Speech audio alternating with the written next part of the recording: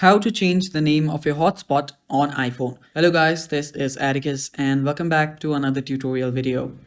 In today's video, I'll teach you guys how you can change the name of your hotspot on your iPhone. Now before we begin, if you guys are new to our channel, head down below and hit the subscribe button so you don't miss out on our future videos. Now let us begin. First, head over to your settings app. After you're on your settings app, you'll need to scroll down till you find General. Now, if you guys are wondering if you can change your name on the cellular option or the personal hotspot option, there is no way you can change your name from there. So head over to your general and under general, tap on about.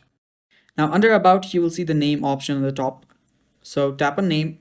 So changing your hotspot name is really simple. All you need to do is change the name of your iPhone.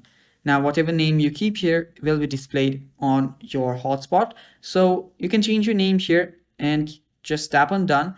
And after you tap on done, your name will get changed and also your hotspot name will get changed. And that is how you do it, guys. And that is all for the video. Thanks for watching. Stay tuned for more and bye-bye. Take care.